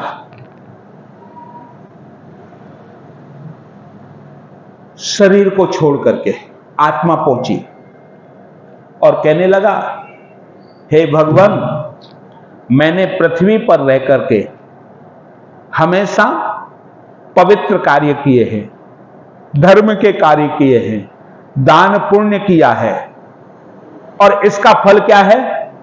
स्वर्ग की प्राप्ति है। क्या है? स्वर्ग की प्राप्ति है। तो मुझे स्वर्ग भेज दिए, स्वर्ग भेजिए। तो प्रजापति भगवान बोले, ठीक है, आपने ये सारे काम किए हैं तो स्वर्ग आपको मिलना चाहिए, मैं आपकी व्यवस्था करता हूं। तो स्वर्ग में जाने की व्यवस्था करने लगे। इतने में एक व्यक्ति आ गया और आकर के कहने लगा, ये तो मेरा कर्जदार है जिसको आप स्वर्ग भेज रहे हैं, और कर्जदार व्यक्ति कभी स्वर्ग नहीं जा सकता। बोले आप कौन है, आपका कर्जा कैसा? बोले मैं वायु नाम का व्यक्ति हूं। कौन हूं? वायु नाम का व्यक्ति हूं। जब जब इसने मुझे ग्रहण किया है तब तब ऑक्सीजन के रूप में मुझे ग्रहण किया है, और जब जब इसने छोड़ा है अपने शरीर से तो कार्बन डाइऑक्साइड बना करके छोड़ा है। मेरी शुद्धि का कोई काम नहीं किया, मुझे ये अपवित्र ही करता रहा है, मुझे अपमानित ही करता रहा है, इसलिए ये मेरा कर्जदार है, इसे आप स्वर्ग नहीं भेज सकते। तो बोले प्रजापति परमात्मा, जाओ भैया पहले इनका कर्जा उतारो, क्योंकि कर्जदार व्यक्ति को स्वर्ग नहीं भेजा जा सकता।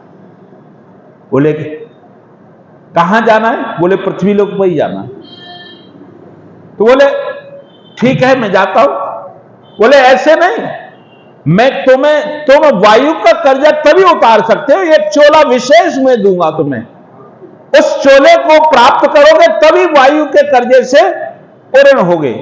बोले वो कौन सा चोला है? तो कहने लगे मैं तुम्हें सांप के चोले में भेजता हूं, नाग के चोले में भेजता हूं। कल नाग पंचमी थी, कल ही थी परसों थी, कल की थी। देवता है नाग, और देवता किसे कहते हैं? जो देता है। क्या देता है? सबसे प्रिय क्या चीज है? जीवन। जो जीवन दे वो देवता, और जो जीवन को समाप्त करे वो लेवता। कैसे देता है जीवन? तो बताया था, शायद मैं भाषा समझ नहीं पाया था पंडित जी की, है? कैसे जीवन देता है? वो हमेशा 2400 घंटे ऑक्सीजन छोड़ता है, कार्बन डाइऑक्साइड लेता है, विषैली वायु को लेता है। जितने भी जीव जंतु जहरीले हैं, बिच्छू है, सांप है, या और कोई जंतु है, जीव है, जिनके शरीर में जहर रहता है, वो क्या है? कार्बन डाइऑक्साइड लेते हैं और ऑक्सीजन छोड़ते हैं, और ऑक्सीजन हमारे लिए आवश्यक है। पता चल गया था ऑक्सीजन की कितना महत्व है।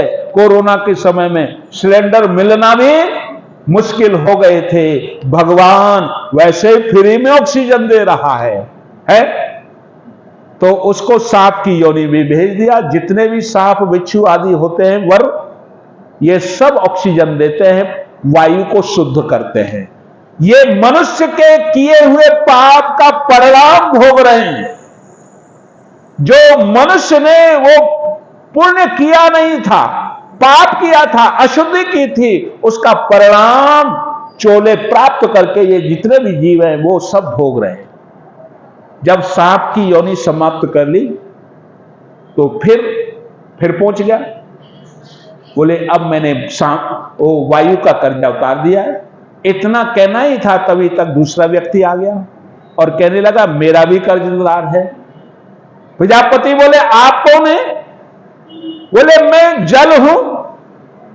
जब जब इसने मुझे ग्रहण किया तो शुद्ध जल के रूप में, और जब जब त्यागा है तो पेशाब के रूप में, पसीने के रूप में, थूक के रूप में, नाना प्रकार से इसने मेरी अशुद्धि की है, इसलिए मेरा भी कर्जदार है।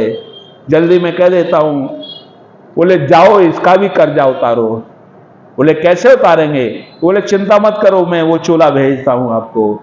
उसे मछली कछुए की योनि में भेज दिया। ये जितने भी जलीय जंतु हैं, हम जो अशुद्धि करते हैं ना, उस अशुद्धि को कछुए, मछली आदि भगवान ने, ये भगवान के सफाई कर्मचारी हैं, इसलिए बनाए। और ये मनुष्य इतना बदमाश है, उन सफाई कर्मचारियों का ही सफाई कर देता है और सोचता है हमारे खाने के लिए बनाया। अरे तूने जो दुर्गंधी फैलाई है, जल को अशुद्ध किया है, उसको साफ करने के लिए ये जलीय जंतु बनाए, जिससे प्राकृतिक वातावरण सुंदर रहे। तेरे ही लिए, परंतु डायरेक्ट खाने के लिए नहीं है, तू खा रहा है। फिर जब जल की शुद्धि कर दी तो फिर पहुंच गया। बोले अब तो मैंने जल का भी कर्जा समाप्त कर दिया है, उतार दिया है। बोले डर लग रहा है, पता नहीं कितने लोगों का कर्जा लिया है। इतना कहना था, तीसरा व्यक्ति भी पहुंच गया। बोले ये मेरा भी कर्जदार है। बोले आप कौन है? बोले मैं अन्न हूं, अन्न वही प्राण हूं, अन्न से प्राण चलता है ना, जीवन चलता है। जब जब इसने मुझे खाया है तो शुद्ध बढ़िया बढ़िया व्यंजन बना करके, है रस वाले व्यंजन बना करके मुझे खाया है, और जब जब छोड़ा है तो दुर्गंधी युक्त नाक बंद करनी पड़ती है, कोई उसे देखता नहीं है। मेरी अशुद्धि का कार्य किया है। बोले जाओ इसका भी कर्जा उतारो। किसकी योनि में भेज दिया? शुकर की योनि में। शुकर आपके यहां नहीं देखा, हमारे आगरा में तो कई भी मिल जाते देखने के लिए है। शुकर की योनि में भेज दिया। शुकर क्या करता है? हम जो गंदगी करते हैं उसी की सफाई करता है, उसका जीवन उसी से चलता है? फिर शुकर की योनि को समाप्त करके फिर गया। बोले अब नहीं भेज सकते। 3 बार हो गया, 3 बार कोशिश कर ली, पता नहीं कितना कर्जा लिया है। हर जन्म में जाओगे तो भी कर्जा उतार पाना बहुत लंबा समय हो जाएगा, इसलिए तो मैं एक चोला में फिर से देता हूं। उस चोले में सारे कर्जों से मुक्त हो जाओगे। और वो चोला कौन सा है? मनुष्य का कर चोला है। बोले ये तो मनुष्य का ही चोला का तो कर्जा है, जो चढ़ा है मेरे ऊपर वो कर्जा किसका है? मनुष्य चोले का ही है। बोले मनुष्य का चोले का कर्जा है, पर तूने एक काम नहीं किया था। यदि एक काम कर देता तो सारे कर्जों से एक ही चोले के, एक ही कहना चाहिए एक ही जीवन में सारे कर्जों से मुक्त हो जाता। बोले कौन सा कर्म नहीं किया? बोले तूने यज्ञ नहीं किया। यज्ञ कर दिया होता, अग्नये स्वाहा, अग्नि को आहुति दी। अग्नि ने कहा यजमान ने मुझे दिए, मैं अपने पास नहीं रखूंगा, है। अग्नि ने कहा इदम वायवे इदम नवमा, वायु को दे दी सुगंधी बना करके। वायु ने कहा मैं भी अपने पास नहीं रखूंगा, मैं भी यज्ञ करता हूं। तो वायु कहती है इदम अधिभ्यो इदम नवमा, ये मैं बादलों को देता हूं। सूर्याय इदम नवमा, किसको? सूर्य ज्योति है कि नहीं मंत्र? सूर्य को देता हूं। सूर्य की किरणों के पास वो सुगंधी पहुंची तो किरणों ने कहा, सूर्य ने कहा हम भी अपने पास नहीं रखेंगे, अकेले नहीं खाएंगे, मेरा भी नाम देवताओं में आता है। तो सूर्य की किरणें कहती है इदम अधिभ्यो इदम नवमा, मैं ये बादलों को देता हूं। बादलों ने कहा मैं भी अपने पास नहीं रखूंगा, मेरा भी नाम देवताओं में आता है। तो बादलों ने वर्षा करके क्या कहा? इदम पृथ्वी इदम नवमा, मैं पृथ्वी को देता हूं।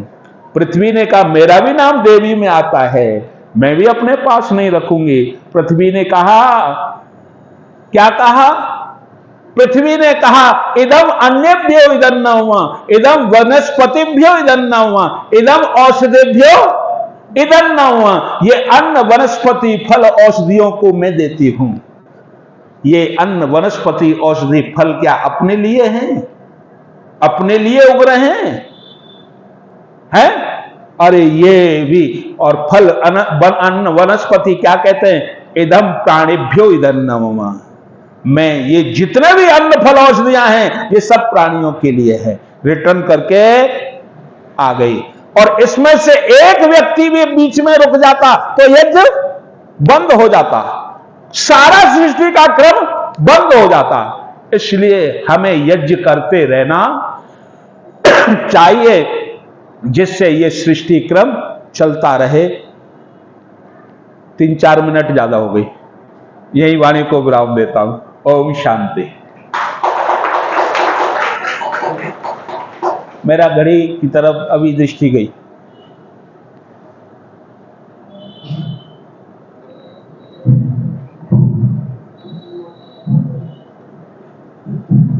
बहुत बहुत धन्यवाद आदरणीय आचार्य जी को। उन्होंने सृष्टि क्रम के बारे में बताया। सृष्टि जो चल रही है, जीवों से जीवनम, एक जीवन दूसरे जीव का जीवन है। क्योंकि हम हमारा जो जीवन जीते हैं, समस्त प्राणी मात्र को लेकर चलते हैं। समस्त प्राणी मात्र भी अपना अपना भाग उठाते हैं। इस प्रकार एक चक्र चल रहा है और जो सृष्टि का जो चक्र चल रहा है वो निष्काम भाव से चल रहा है, इसीलिए तो हम जीवन जी रहे हैं। आदरणीय पंडित जी को बहुत बहुत धन्यवाद देता हूँ। साथ ही साथ मातृशक्ति भद्र पुरुषों आदरणीय पंडित जी सभी को मैं बहुत बहुत धन्यवाद देता हूँ।